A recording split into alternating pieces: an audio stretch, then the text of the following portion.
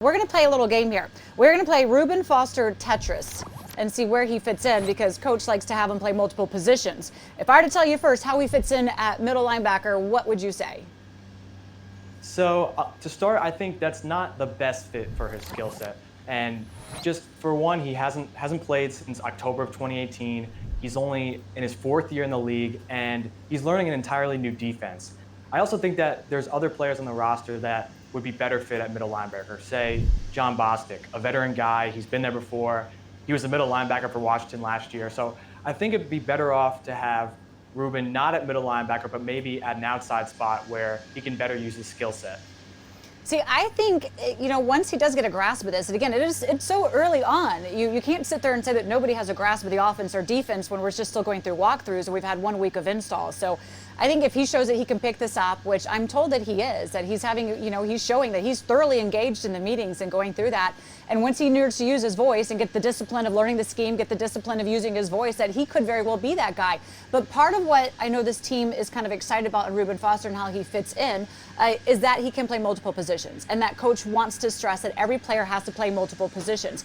And I know their head coach, or the coach of this, Steve Russ, is making sure that he gives them the defense in ways that they can understand and breaking it down real simply, so that hopefully we get to the point where that's not going to be an issue or a concern at all. Now, if we're going outside linebacker, why don't you go for the strong side first? Yeah, so strong side, I think better than middle linebacker, maybe not as good as weak side.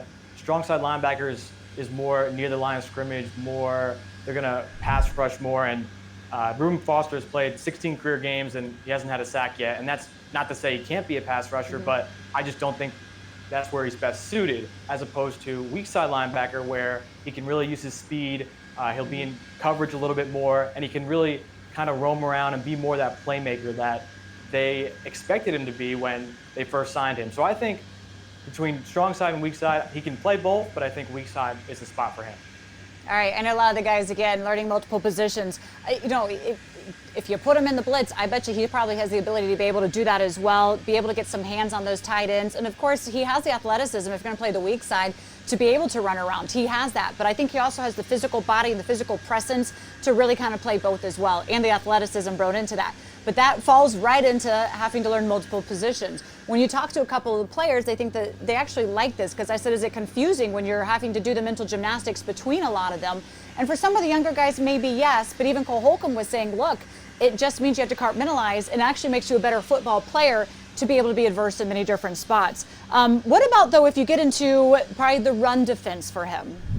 Yeah, so he's pretty darn good at that as well. So in 2017, his rookie year, according to Pro Football Focus, he had a run stop rate of 11.4%, which was 7th best in the league, and his overall grade was 10th among linebackers. So he showed, as a rookie coming right out of Alabama, that he could stop the run, and he has the speed to stop the pass. So definitely in short yardage situations, goal line defense, you want Reuben Foster in there.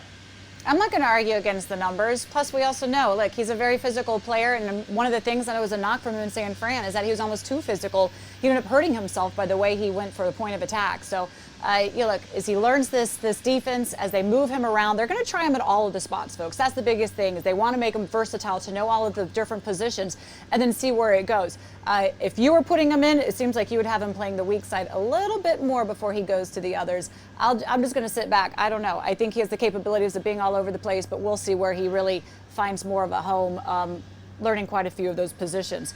So overall, in general, though, how do you think the defense is with him out there?